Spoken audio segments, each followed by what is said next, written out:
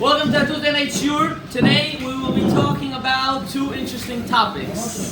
We don't have to pick and choose. No, I decided since there's a big enough crowd, I'll talk about both. So we're scratching off the beat on the bed? You know, everyone has a question. What's everyone's question? You know, this bothers many people. If your parents do something wrong, should it affect you or it shouldn't affect you? No. It will affect you. It will, but it should. Theoretical question. That means I get to answer it, not you. Remember, guys, remember. Rhetorical. I'm so sorry, you're so correct. You're so correct. Okay. Shh. Okay. Okay. Now. So I'm going to tell you guys a story. And then we're going to get into this week's parasha. Does everyone know the story of Korach? Korach. Let's go through it fast. What is that? It's who? Who is that? Shh. Please, people didn't hear Torah in a long time. They want to listen. Okay. Korach was the first cousin of who? Moshe Rabbeinu. Now Korach was a very wealthy and came from a very high priestly house. Now when Moshe Rabbeinu said, listen, Aaron is going to take priesthood, Korach got very jealous. Very jealous. To an extent that we don't understand. You know, people don't understand respect until they get to the age of 50, 60, 70. Why didn't he stand up for me? Why didn't he come say hi to me? You guys always hear this from your family. He should have came and said hi to me. Why have to go and say hi to him? This is the kavod age. The kavod age comes. You only want respect and respect and respect. So Korach reached that age. And what happened? When it was time to go through the test, Moshe said you're going to die a very abnormal way. What happened? The ground opened up and swallowed him and his whole family. His wife, his kids, his friends, his everything you can imagine. Korach, the ground devoured. Why kids? Good question. What did their kids do? Right? Your father's going to tell you to do something. You're not going to do it. If you're not going to do it, you're going to get it across the face, right? So of course you're going to do it. You need the excuse. Now with this, I'm going to connect you to another subject. You know, usually girls, if they go to yeshiva, they learn, unfortunately, I'm going to say it this way, they learn a very boring subject. He's mad. Navi, but which Navi they learn? Shmuel. Yehoshua. Now Shmuel is interesting. Who learned Yehoshua over here? Right? Boring, one killed the other, this, it's the most like, okay, who cares? The wall went down, now what? But today, I'm going to introduce to you what your teachers didn't teach you. Because they don't know. But turns out Yoshua's pretty interesting. Oh, Yoshua. People with the name Yoshua need to only get shatez all their life. Never enough. Okay. Someone get me a sidur. Okay.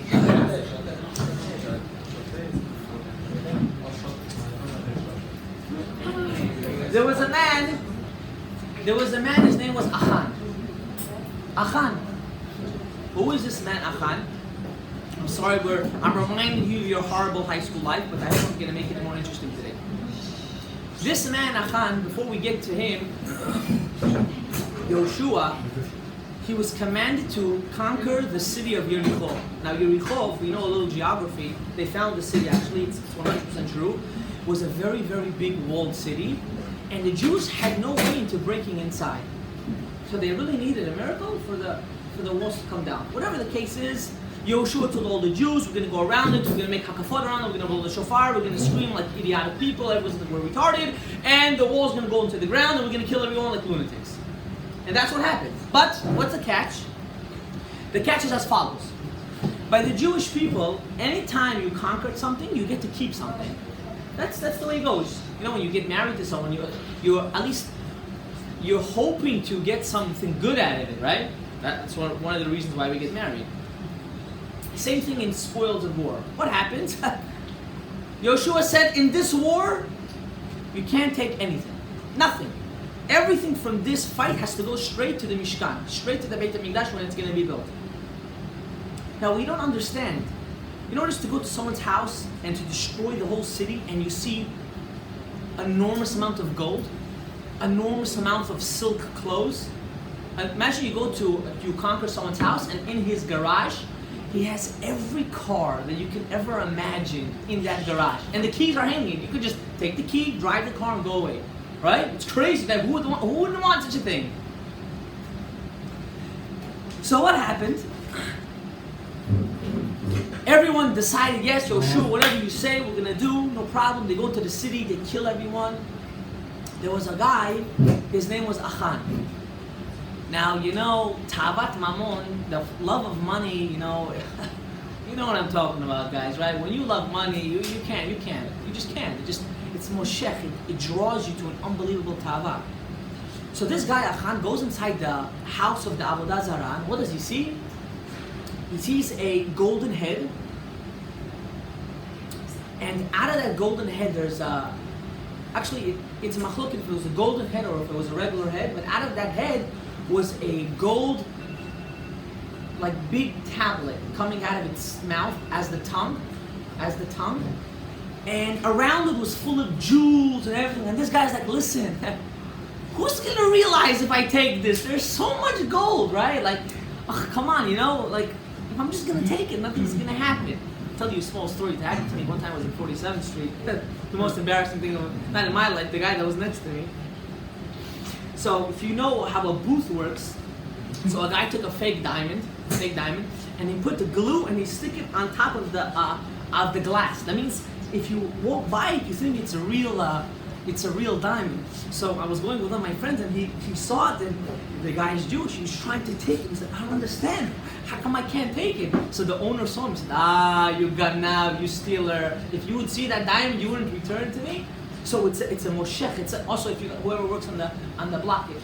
You know, when you see something on the floor shining, what do? You 100% look down. Like, did someone maybe drop something or forget something? You want to look down to get it right because you have this. It's a desire. Women also have it, but men have it even more. So this guy Achan takes all the gold and silver. Why? And he goes home, and what does he do? Makes a big hole and he digs it under the ground and he covers it. In a couple of years, no one's going to talk about it and it'll be mine. Okay, the Jews go to a town called Ai. I don't know if you guys remember this, or you guys were already sleeping at this point in your class. And they go to fight. But what happens? They lose the fight. How did they lose? 36 people died. 36 or 26 doesn't make a difference. Out of the whole army, who cares? They died. People die left and right. But it was abnormal during a war for a Jewish person to die. Imagine you're going to war and none of your kind dies. All of them die. You kill millions of them, but all of you coming like horses back. It wasn't logical. So what did Yoshua do? Yoshua started to cry to Hashem and said, what happened? You said I should go fight this town and nothing happened. Hashem says, listen, someone from the Jewish people stole, but I'm not going to say who. Why? Hashem doesn't also say Lashon Hara. I'm not going to say who. So what did Yoshua do? The Kohen had 12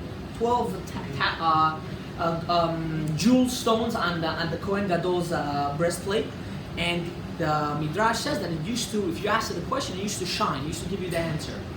So Yoshua went to that breastplate and he started asking the question to the stones. He said, "Who are the stealers of the gold, of the booty of the land?" And every single shevet shined beside the shevet of. Do you guys remember? Yehuda. Yehuda's was very small, very mellow, Yoshua right away got up. He said, Yehuda. He went to the whole tribes. He gathered everyone. He said, listen, Yehuda. Someone from one of you, they stole, Habibi. You gotta bring it up. Now here's where it gets very controversial. Now this is where I need your opinion. You guys think this is very boring. The juice is gonna, before you pop that pimple, how it's like hurts and it's just like pissing you off, and then suddenly when you pop it, wow, it's such a gewaldic feeling. Like that pus comes out. The pus is coming out, guys. It's coming out, guys. Relax. And everyone's falling to sleep now. Focus, a little bit focus. It's good for you. Okay, we don't have to talk about the pus now. Let's get back on track. What happens?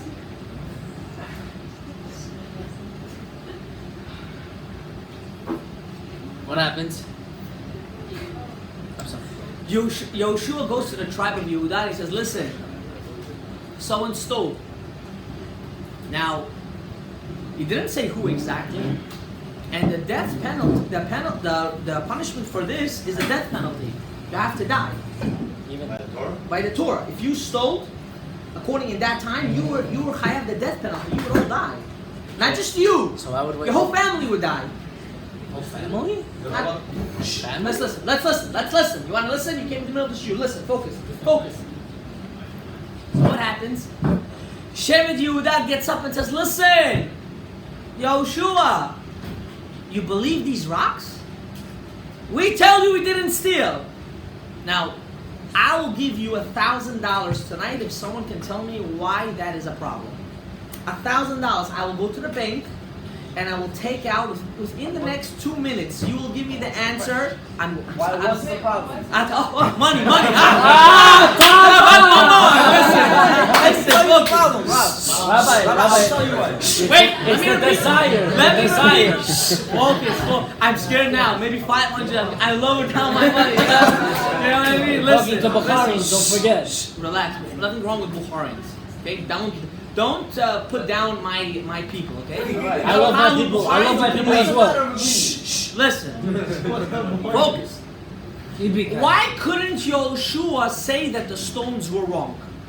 When the Shevet of Yehuda got up and said, no one stole, the stones are wrong. What was the problem for Yoshua to say, yes, you're right, the stones are wrong? I'm giving you 2 minutes. Rob, I don't need 2 minutes. If you don't know, be honest, you don't know. Rob, you can't. Divinity is never wrong. That's what it is. Divinity is never wrong. We're in the scripture. But Shevet Yehuda said it's wrong. Well, who's Shevet Yehuda? They're not divine. They're not. Rabbi, this is a very straightforward question. That's not an answer. I'll give you the answer. No, it's obviously a trick that's not an question. answer. It's That's It's not a an trick answer. question, Rabbi. I'll give you the answer. You see, What answer? What happened to $1,000? 2 minutes you gave us. That wasn't 2 minutes. 30 seconds. the answer is as follows. When Moshe Rabbeinu was dividing the land amongst the tribes for inheritance, the I was tribe, about to say that. yeah, we're all about to say that, right? The tribe of Judah gets Yerushalayim and Binyamin, right? Where did Moshe Rabbeinu get that from? From the stones. So what would happen if Yoshua would say, yes, the stones are wrong? All the tribes would get up and say, listen, I want to be the part of Yerushalayim. Why should Binyamin and Yehuda get the place of Yerushalayim? So he was very scared that there would be a very big balagan. Very big. So what happened? You want to know what happened? I'll tell you what happened. Everyone got the answer or no? Okay. When Moshe divided the land for the Jewish people, right? Yoshua, you get half of New York. Narek, you get half of New Jersey. You know what? You get half of Colorado.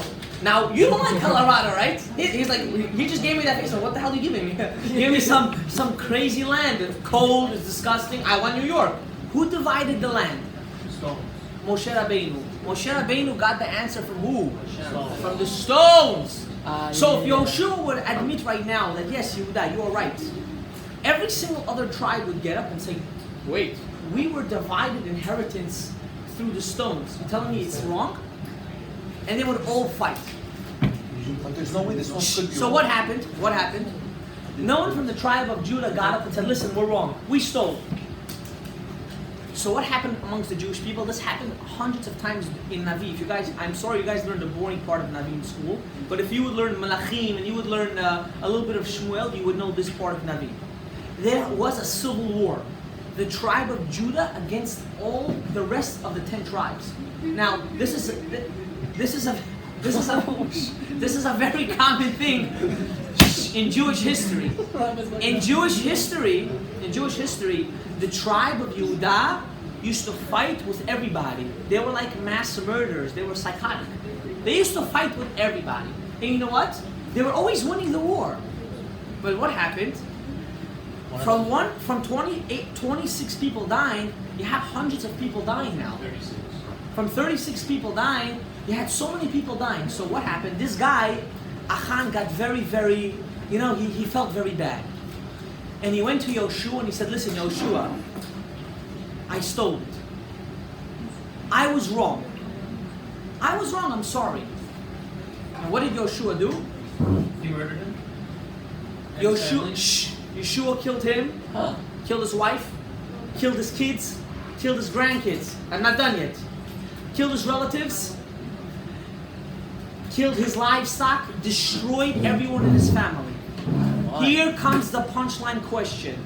Why? Why is he sold? His grandkids?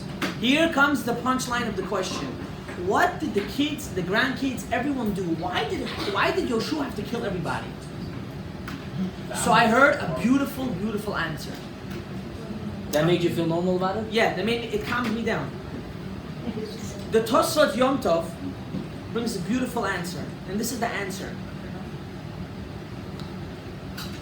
When you see someone do something wrong, and you don't tell them, stop, you're doing something wrong, you did it also. When the kids saw the father steal, they didn't say, listen, Abba, you don't need this. Did they cop? Did they know that he was They stealing? did know. How? They They did kids. know. Because you come home, you're not going to dig up all this yourself. The Midrash says that his family knew what he was So doing. that's a different story. Relax yourself. They didn't say What that happened? the kids dig the hole with What him. happened? Relax. I'm gonna take you out. Calm down. What happened? This guy, Achan, he came and he said his kids weren't actually rebuking their father. They were actually going on their father's side. They said, listen, why didn't you take more? Why? And because they had the opportunity to say to their father, stop, you're doing something wrong. And same thing with Korach. You know who encouraged Korach besides his wife? His kids. Well, if your father's about to kill someone, you're allowed to tell him, Pop, I think you're doing something wrong. Alright? The Torah doesn't say to be a shoteh. Isn't there a way to tell him? Yeah, but Yes, it's if- very simple. I think you're doing something wrong. And that's If it, your they would've- father's about to hit your mother, right? You're going to shut up about it? Or you're going to say, Pa, I don't think that's the right thing to do. Or you're just going to beat the hell out of him, whatever the case is, right? Oh, suddenly everyone became defensive talking about my mom, right? Huh? Same thing. One second. Same thing. Since by Korach, his kids didn't say, listen, you're doing something wrong, they were considered like the idiots. Now, why am I telling you this? I'm going to tell you. You know, we're in the summer months. We're in the summer months. We're enjoying. We're off from school. We have tava. I don't blame you guys. You guys have a desire. If it's, I don't know, going to the beach, swimming and everyone's pissed if you like it. Going to private pools, everyone's spit and garbage. You don't know if they took a shower, if a homeless man went inside. Disgusting. Yeah, if I don't know, if you want to go do shtuyot, you have to understand something. If you want to do it, no problem. Do it. Do it. But if you say, listen, I'm going to be a loch if I go myself. Let me pick up the phone and call another loch.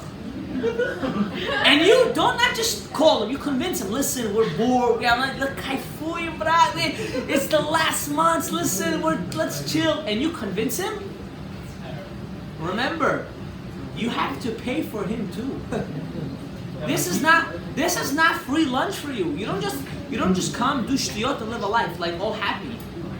You gotta answer for everything. Now, I'm not telling you if you did that, that's it, you're going to hell. I never said that.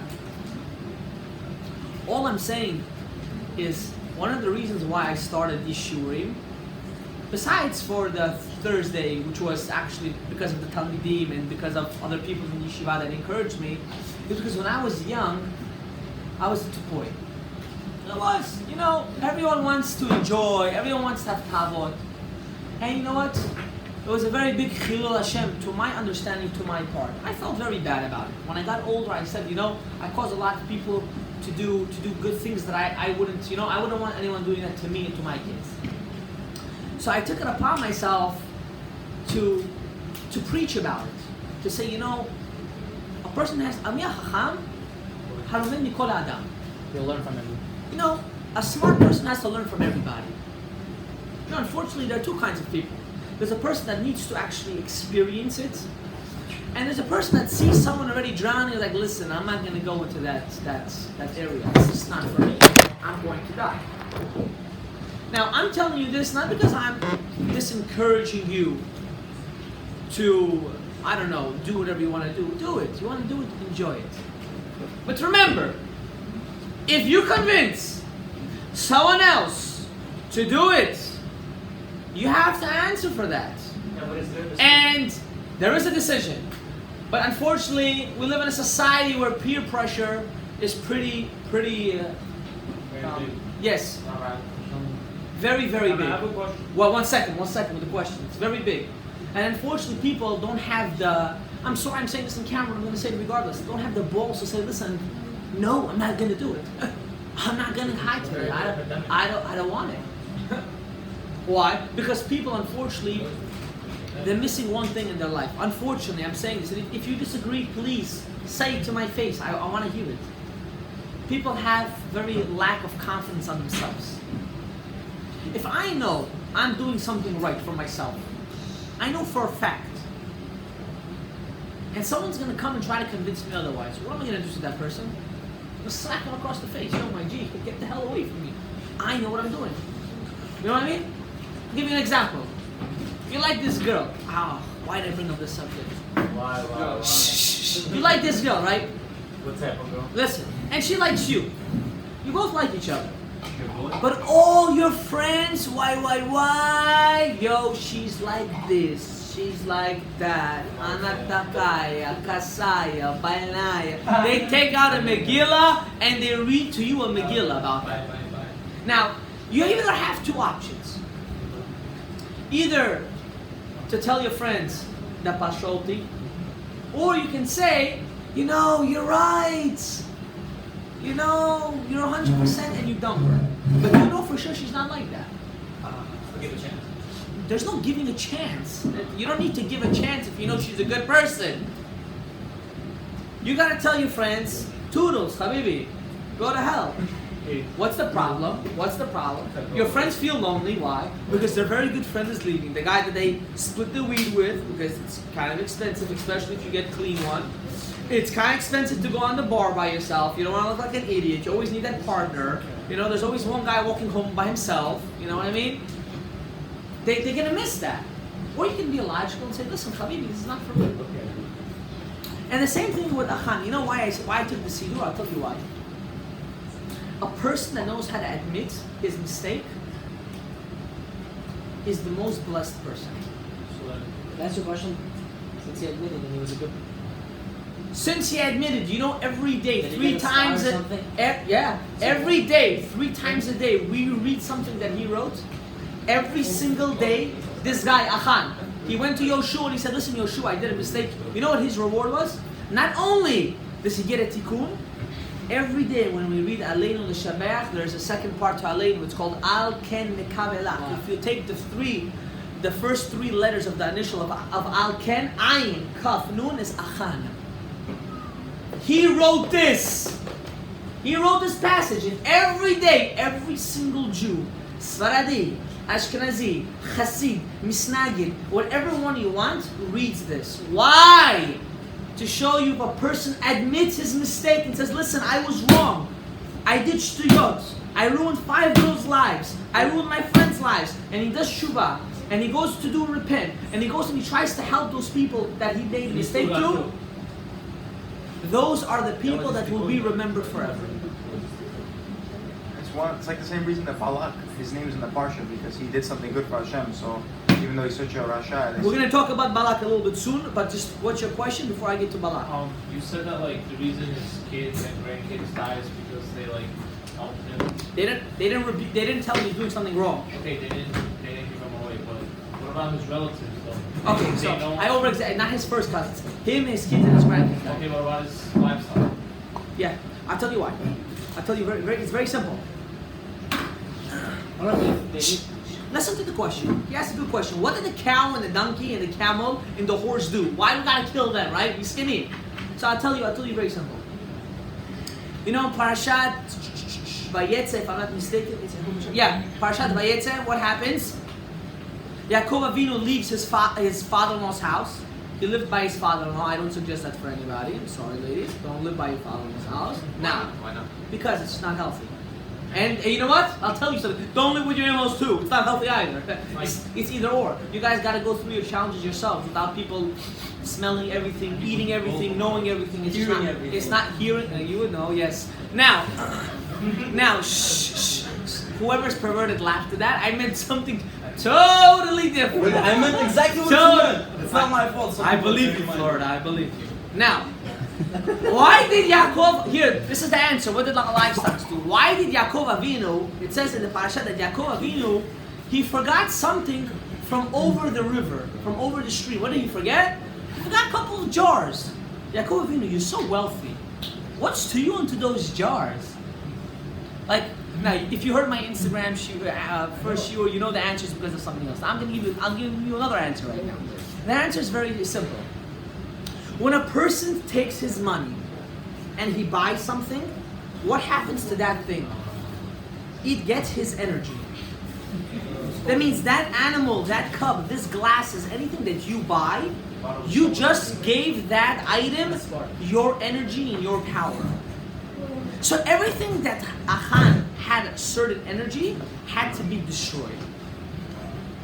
It's a very deep answer. It's also very, to most people, it's unlogical, but it's the truth. Okay, now, that was the first part of the shiur. Fast, question, fast. So you told me that you're telling us that when a person sees somebody do something wrong, they have to rebuke them. Okay, now listen. please, he's gonna grow. Parvalis, I'm asking a question. So he had a Don't good call me question. video, but- Listen, focus. He had a good question. What was his question? Now, if I'm gonna repeat it. You see someone do an avira, right? You have to, in a way, you have to tell him to stop doing the avira. So this is what the Shulchan Aruch says. This is halakha. Shh, please, I'm very sensitive to ears. Listen. If you know, if you're gonna tell someone not to do it and he's not gonna listen to you, don't tell him anything. How would you know? You have to do it. No. No. Listen. The Chacham einav berosho. A smart person is not stupid. He knows things. If I know I'm gonna go to an 80-year-old guy right now and say, listen, on Shabbat, don't drive. He can say, yo, take your Torah and get the heck out of my face. What am I doing? But how would you know? No, I know. You know. There's some things that you know. I'll give you an example. Let's say you have a brother, right? He keeps, let's say he keeps Torah mitzvot, right? Now, if you tell him, listen, don't do borer, you're doing borer on the table. He's middle of taking a plate. He has a plate. Now, let's say your mother gives you chicken on Shabbos, a chicken feet. Now, you don't want the bone. So what does the guy do? He takes off the chicken, the chicken from the bone, and he takes the bone and he puts it out of his plate. That's called doing the malacha of borer. You're not allowed to do that on Shabbat. And you tell him, listen, you're not allowed to do that. And you take the bone and you put it back on his plate. He's not going to do anything to you. You just did a mitzvah. You're obligated to rebuke him in that case. But if you know he's going to take that chicken bone and he's going to throw it on you, he's going to say, you and your religion, you fanatic, you stupid, you idiot, be quiet and don't say anything. It's a halakha. It's halakha meforesh. Rabbi, for example. Now, if you don't know, don't say anything. Specifically to you. I told you this, Sally. Okay? Now, I'm going to go back to the Got shoot. it. Does everyone understand? I can focus. I can continue my next topic. Who's worse, the person who convinces you to do the avera or you who do the avera? Okay. So there is a saying in the Torah, it's called Hachotel Machti et Rabim Ein Maspikin Yadav Lasot Tshuva. Someone that encourages people to do sin, Hashem makes it very hard for him to do tshuva. He does it, but it gets very hard for him. Now, I'll give you an example that happened to me. I don't know if it was Sunday or Monday. I don't remember. A girl calls me and she says, Rabbi, now in general I don't like to deal with girls. I'm saying this purposely publicly because I just don't like to. Simple. I'm a man. I don't like girly arguments. It bothers me, like, because since I don't understand it, it just bothers me. You know, until I get my wife's opinion on it, then I understand it, because she has to, like, really dilute it for me. Decode it. You know, we're men. We're just crazy. You know, yes, yes, no, no. Have a good day. No hard feelings. For a woman, this is what makes them so special. You should know that. This you should know that. The fact that they analyze everything, that's what makes them great. You should know that. That doesn't make them a defect. That makes them great. And you're gonna understand when you're gonna have kids, when the diaper smells like crap and you're just still sleeping because you just don't smell anything, because you don't smell, you just don't care. And she's like, yo, get your tuchas up and change the kid. And you're like, oh my god, like who cares? Yeah, until you don't change it and the kid has a big rash, and then now you have to go to the doctor because you're stupid. So her teva to analyze things is a blessing. Now, let's go back to it. What was I saying? So a girl calls me and she says, listen, Rabbi, I have a good friend. She's doing shtuyot, and we went shopping the other day, and badavka, purposely, she's going and buying not snoot clothes, purposely, and she knows that, you know what I mean? She knows that it's wrong. Now, she called me and asked me this, right? Now, there are two ways to answer. One, don't talk to her, don't be her friend, have a good day, bye-bye. That's called a chayvon rabbi. That's called a stupid rabbi. A rabbi didn't do kiruv ever in his life, even though his lectures can be all over the world. Now those kind of rabbis have to go to one place. It's called Shar Otachad, where Yoshka is. Straight to hell. Wow. Now there's another way of looking at it. You see, no one does anything unless they have a certain feeling to it. Like, if a person purposely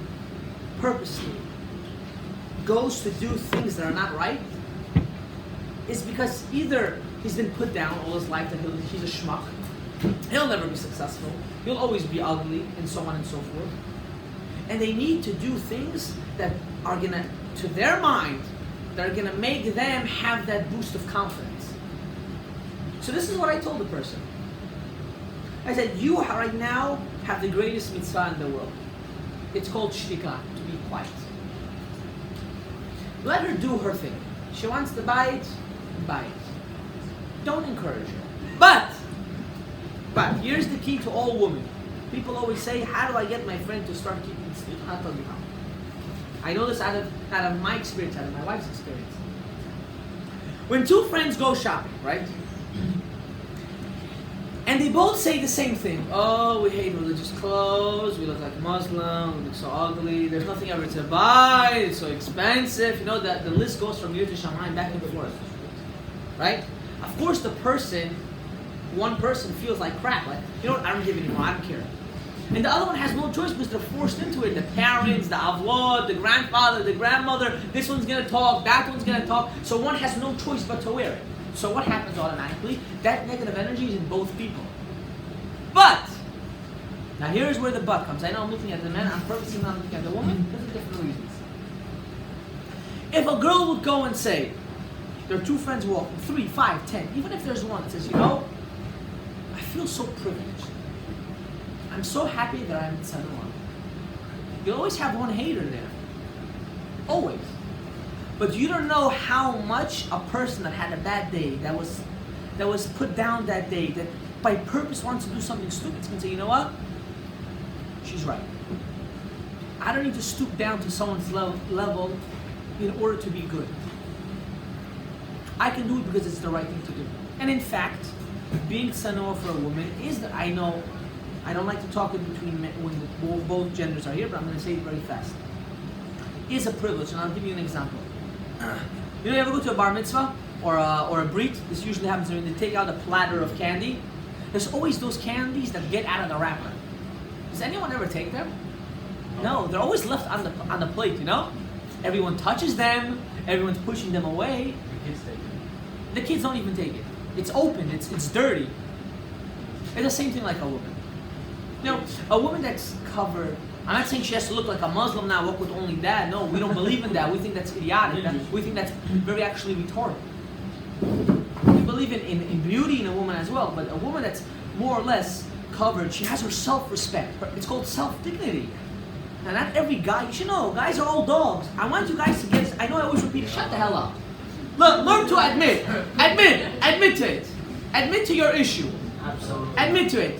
You see a girl walk in, everyone, the whole world gotta stare. Why? You habibi, why? I'm not talking about this instance specifically. She just walked in at that time, okay? But why do men do that? And you know what? You guys find it cool and funny, but when you're gonna get married, and the cool ones, yeah, ooh, you know? And suddenly you're gonna walk in and suddenly you go to a wedding and he's checking out another girl. Now, what are you gonna do? You're gonna fight with him? Why? That's the way he picked you. How are you any different than any other girl that he checks out? So you're not gonna be able to say anything. Yeah, you're gonna scream at him. You're gonna say, "Yo, what are you doing? Am I not pretty enough for you?" Yeah, baby, I love you. You know, no one like you. She was just walking. You know, you know, it wasn't. You know what I mean? You gave a whole bunch of excuses, but little do you know is that when you're not around, he's all over the world. And he's talking to his friend. Exactly. Yes. And I'm sorry to say this. And I'm very blunt about the subject, and I tell you why. Open conversation. What? No. I tell you why I'm very blunt about the subject. Because a woman has a power to make men go crazy. It's true. See? 100%. You hear that? A woman with a flick of her finger, she can make a guy hang himself. She could 100%. If she wants you to become an Odam and you like her, You'll become a gentleman. 100%. I guarantee it to you, I can sign it in my blood if I have to. You will not only become an Odam, You can change your midah. you will become a soldier that was created from. You will be greater than Adam Arishon. That's scary. Why? It's very scary, and it's a fact. And don't tell me it's not true. It's not whipped. It's not whipped. It's called getting what you want. It's not whipped. Yeah, you think you're a man. It's whipped. Yeah. So you're gonna get one of those kind of not any of you. You're gonna make one of those shalavas. Why? Because you're gonna whip her, right? You're gonna whip her, and then when you're not looking, she's looking. And then what? You should know something. At the end of the day, you're gonna get whipped. At the end of the day, listen very clearly. When you're gonna get married, even though she's, if she's gonna want you to do something, and you're married already, you're on lockdown, habibi. You have no say. You have no say. Who says that? Saying what? Who says that? Humanity says that. Might be a divorce You see what men think about? I want you girls to say, this is very, you have to understand. Not every What night girls I love think it. about. Why is men the victim? Why are Straight up, I don't understand. We're like, Listen, don't make me open their mouths. They're gonna rip you apart right now. So please. When I say this, I have nothing against the men. I want you to understand. I want you to understand something. You're a man yourself, brother. No, I want you to understand something. A woman. We're gonna learn a little biology right now. You guys ready? No, not that kind of biology. Relax. A woman in her nature can make a child. Is that correct? Yes. She makes a child from what? From what a man gives her. Is that correct? Yes. Let's now take biology and put it aside. We learned enough biology for one day. Let's get to a more emotional level. If you act nice, and you act respectful, and you act with sensitivity, even though she's having a bad day, I guarantee you to you, she will change her mood for you. Why? Because she can only play with whatever you give her. Not anything physical again, I'm talking about emotionally. Mentally. Whatever you come, however you walk into that door, even though you had a bad day, but you come in with a smile, and you just got fired, and she's going crazy, and you say, listen, Jonathan, tell me, what do you need help with? I'm going to help you. Automatically from that idiotness, she goes, Each in a measure. Okay, please help me with ABC. You help her with ABC, suddenly you have the best afternoon. You have the best night. Why? Because she can only relate to whatever you give her. This is pure logic. So when I say you guys are dogs, I'm not trying to make fun of you. I'm trying to hit you with the reality. We can't be selfish. Men are a selfish creature. We can't. Women are not selfish. They gotta cook. They gotta clean. They gotta have kids. They gotta raise them. And don't say they don't do it. They do it. All women do it. They all do it. You know why they don't cook or clean? Because you only know how to criticize them. She comes, she cooks a good food. This is garbage. My mom made it better. It's true. It's not true. It's irrelevant. That's the problem. It's irrelevant. You know what she's gonna tell you? Go sleep with your mother then. What are you gonna say? Fool. Fool. Says, no, stop saying my food is food. You understand? It comes. Mama не хотела. It comes. I'm sorry to break it to you guys. This is a reality. It comes hand in hand. There is no D word. The D word doesn't exist. The word divorce doesn't exist in humanity. It's a new made-up thing. The Torah talks about divorce only for one thing. One thing. If she cheats on you. That's it. Other than that, that word doesn't exist. And she will never, ever cheat on you, ever, if she doesn't feel abused. Money doesn't make them happy. Your attention makes them happy. And if I'm wrong, after the shiur, you can ask any single one of them. That's what I know. If I'm saying anything wrong, please correct me. Ladies, speak up. They said they're not. They're modest. They're modest. Don't worry. You can be the loud one today.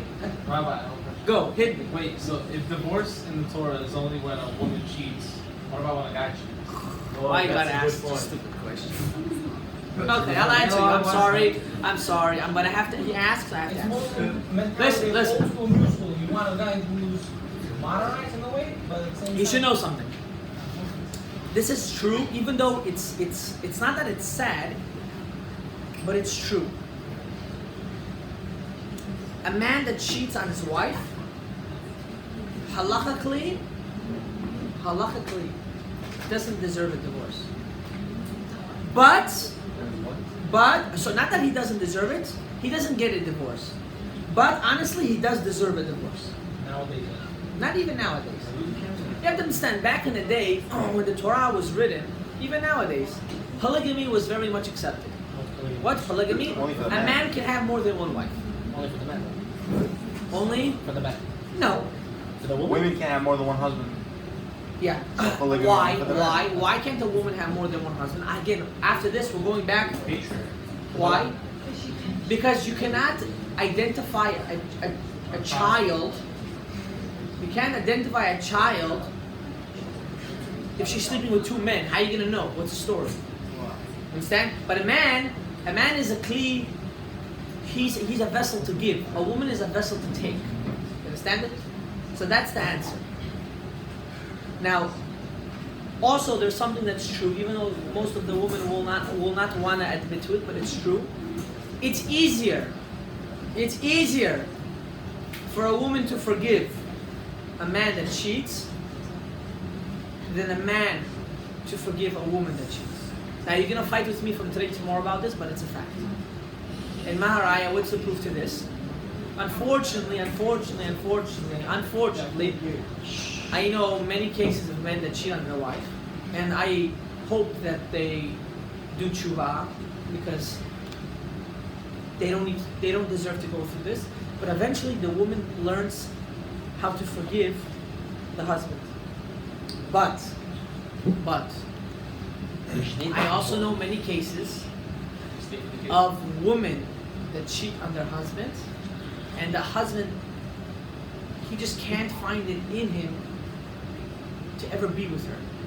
Forget about forgiving. It's a moral respect. The man is 100% wrong. I'm not in the man's side over here. Don't get me wrong. A man that cheats deserves for his genitals to be blown up. Straight up. No. We don't need to think different. No, how does a woman cheat? She doesn't love the husband. The woman cheats. I read in Mishnah Rabbi that a woman only. No, Mishlei right now. No, Mishlei. That's the way it goes. We don't do stuff like that. We're Jewish. We're Jewish. We don't cheat. Rabbi, Okay, fine. he's not justifying cheating. He's just saying women do it through emotion and men do it through lust. But a woman would only cheat For the man most of the cheating. Okay, time. don't justify. Hey! Don't justify the men cheating right now. This is not a cheating I'm class. justifying. I gotta. Listen, I have a party to go to. I really do. I left the party I had to be just for the shiur. Let me say what I have to say. Then you guys are free to ask any questions. Last week, this past Shabbat, I had a very close Rebbe, and he invited me to go upstate with him. Now, he invited me, it's his first time for his family meeting my family. He invited me to go upstate with him, and the reason was because he had a couple of college students that he wanted me to talk to. Now, if you know me, if you don't know me, I'll give you a little bit of introduction. You know, the more you learn in your life, it's amazing how Hashem constructed the Torah. It's so beautiful. The more you learn Torah, the more you can put a person in any place in the world, he'll know how to talk to a person. It's unbelievable. Now, I'm not having ego right now. I'm telling you a fact. So why am I telling you this? At the end, we got a couple of these college students to Choser B'Tshuva, to commit to keeping Shabbat, to commit to learning, so on and so forth. Why? Because, I don't know if you guys are at college, if you guys are working, the older you get, in reality, at least you realize that the less time, this is all dead kisad at the end of the day. You don't have time. You just need someone really to tell it to you. And Baruch Hashem, I'm saying this because I'm very proud that we achieved this. It was a bunch of guys, and I'm very proud of this. Now, this is something that I started to tell them, but I didn't have enough time to finish. In this week's parasha is a continuation of a small part of last week. What happened at the end of last week's parasha? There was a man, his name was Pinchas, and he wasn't a Kohen, but he was the grandchild of who? Of Aaron Kohen. Why wasn't he a Kohen? Because he was born before Aaron Kohen was anointed to be Kohen Gadol. Any grandchild that was born after, not his children, but his grandkids, were not able to be Kohanim. There was one child that was, and his name was Pinchas, but this happened after he did a certain act.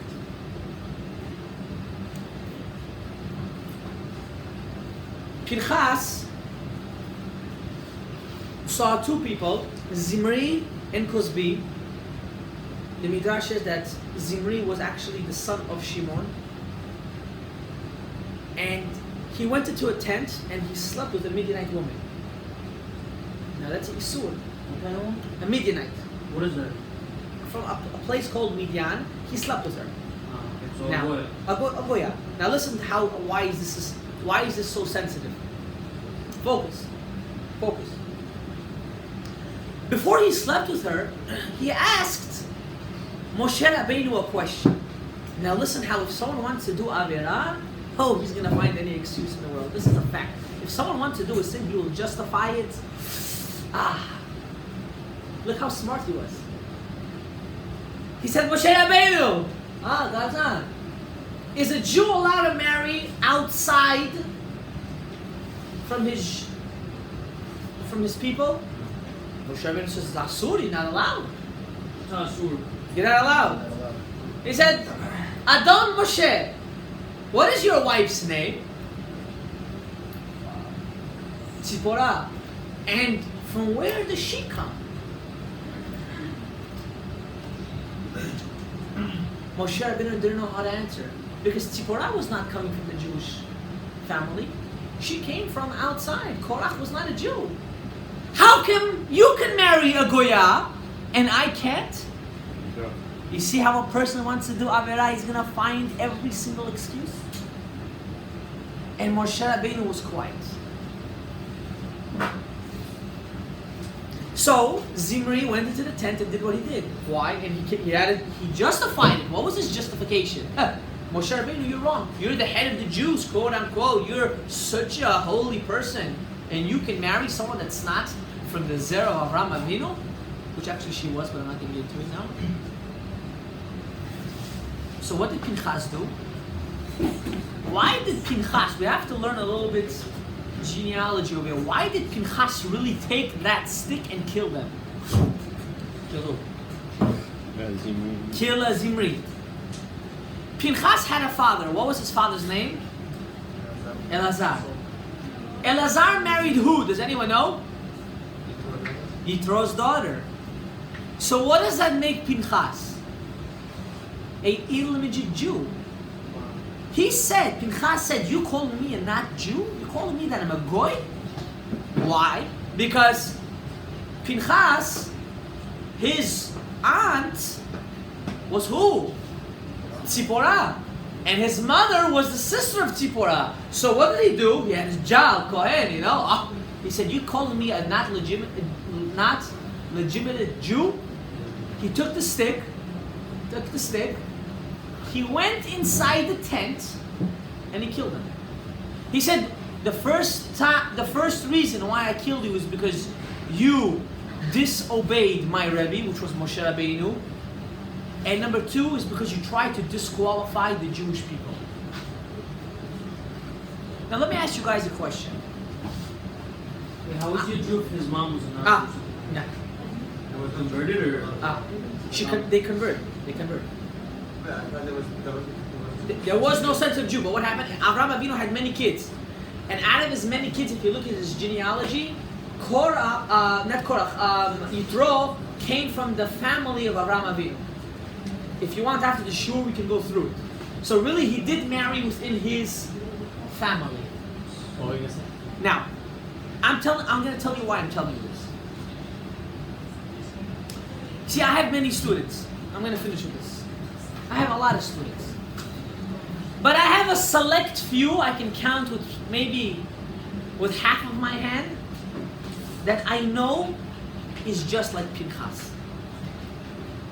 They will kill for their Rebbe, which is me, any single second of the day. So when a Talmud comes and calls me, I'm telling you why I'm telling you this. I know I shouldn't say this in front of the girls. When a Talmud calls me and says, listen, Rabbi, I call you 100 times. You never answer the phone. I do what you told me to do. This, that. But at the same time, they go ask another 50 people what to do. And at the same time, they talk very disrespectful. And at the same time, they find every excuse in the world not to have a Rebbe. Those kind of people we leave to Korah. Not for me. You know why a Rabbi Kleiman and my father are my Rebbeim? Because even though when I was your age I did certain sins, not as bad as most of you did, they didn't come and rub it in my face. They actually pretended that they didn't even know about it. And when we used to talk, it was full of encouragement and love. It was full of hope. I told this to this Rebbe that was with me, upstate. He has a brother. With this, I'm going to finish. I dated my wife for many years.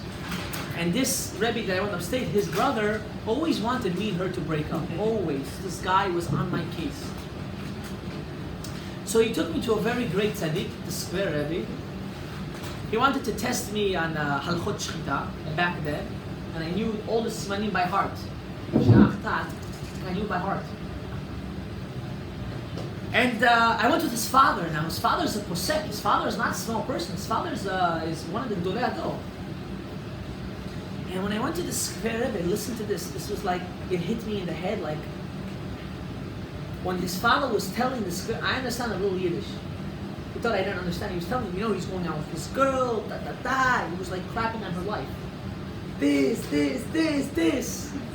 He said, make it kifas kaf. What is kifas kaf? Time in the Gemara, they used to make a swear by shaking your hand. It's like a, slowly. He said, I want you to do a kifas kaf with this boy that he's gonna break up with this girl. And never ever in his life speak to her. Listen to what happened. What's it to be your story? He's an old man. Listen. The Square Rebbe looks at me. Look. The Square Rebbe looks at me. Literally, half a minute. He turns to the rabbi, he said, I'm not doing it. I'm not shaking this man's hand. What? Why? I'm going to save him from sin. Rebuke your brother! Why didn't he rebuke me? The Rebbe could have gone and smacked me across my face. I wouldn't say a word. Sometimes tzaddikim know better than everybody else. When your Rebbe tells you to do something, he has nevuah. He has Ruach HaKodesh. There's no nevuah. He has Ruach HaKodesh. He doesn't have Ruach HaKodesh. When you learn to put your trust in someone that's higher authority, he's right, he's wrong. Whatever he tells you becomes right. Rabbi, isn't it always better to put your trust in yourself? Hillel HaZaken said, don't believe yourself even until the day you die. The last breath you have, don't believe in yourself. Because you think, not you, but everyone thinks they know everything. You can't trust yourself. You can't promise to me that you're gonna go to a whorehouse and not do something after it. I promise, Rabbi, I'm such a tzaddik. Give me all the excuses. Don't give me no BS. Don't give me no crap. The fact that you're there, you're already going to do shtiyot. And that was Pinchas. Pinchas said, my Rebbe, you downgrading my Rebbe? I'm going to get up and I'm going to shecht you. He didn't ask right, he didn't ask left. And what was his reward? Briti Shalom. You know what that means? Forever he will be a Kohen. And who is Pinchas? You know who Pinchas is? Eliyahu Hanavi. Wow. Do you understand? So when we look about life, life is so, He had forever life. Why? Because he did what's right. He got up and he stood for what's right. I'm going to finish with this. I work in a yeshiva called Midrash Loman Chai, and Baruch Hashem, with all the politics aside, I'm going to be back there. I'm working back in the yeshiva. And Oh yeah! And I'm going to be working in the yeshiva, and with us, Baruch Hashem, we have a good new staff. Rabbi Chive is going to be there. We got Rabbi Pearl to get involved. Whoever knows Rabbi Pearl, he's coming on board. And different teachers that are mamash experienced and other stuff. And why am I telling you this? I'll tell you why. And we opened up, we're in 8th grade till 12th grade.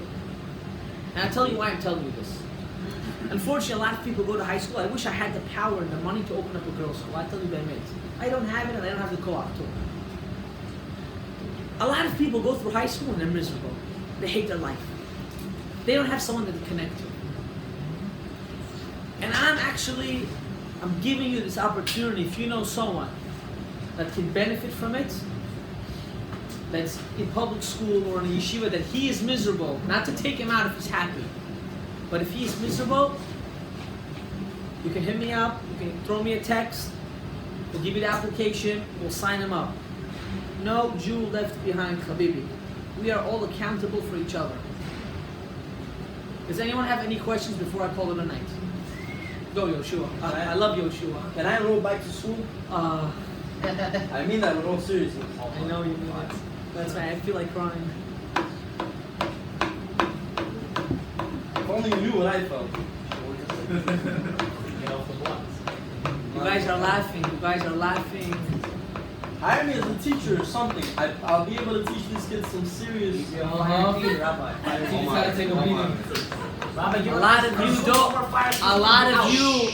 of you don't know what his background is. And you don't know how far it took him to get to where he is today. Unfortunately, we live in a society where we only crap on people. You know, every single one of my talmidim are like my kids. And to see the growth is an unbelievable feeling. You guys don't understand this because you guys don't have parents yet. No, I wish school, school should really be, it shouldn't end at 12th grade. It should go on forever. There's so much to learn, so much to gain. Yes. Yoshua, you know where I live. I tell you, you want to hear a story? Crazy people find out where I live. And they come to my house and they knock on the door at 5 o'clock in the morning. I promise you, if you want, you can also knock on my door. Crazy people come and call me at 2 o'clock in the morning. You think I'm joking with you? I'll show you my phone. I'll give you my wife's number. She'll tell you 5 o'clock in the morning I have people knocking on my door, waking up my whole family, eating my food, sleeping on my couch. You think I'm joking with you? They find a way to get my information. You have no excuse not to do the same thing. I have a reason. No, you don't. You know what's my reason? No. You have your own life. No, my life is you. That's what I'm telling you for the past 3 years and you don't understand. I'm telling you this every single day. How many times do I have to run after you to come to shiur? This shiur was made for you guys, not for them. Now they're here, it's for them too. Now, okay, it's for everyone already. They're all one family. Do you understand? I have so much things to do with my life. So much things that I want to accomplish and learn. I can't do it. Because how am I going to leave my kid to go to the dump? How?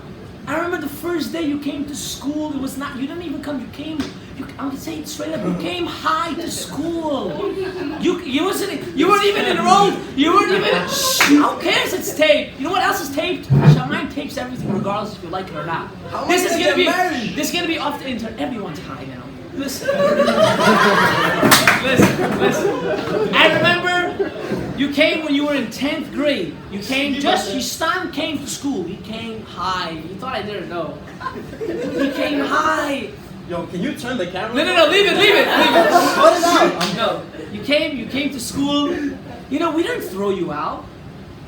Why? Okay, you smoked. Okay, chazak ve'mat. You enjoyed. Okay, I have to judge you because you smoked.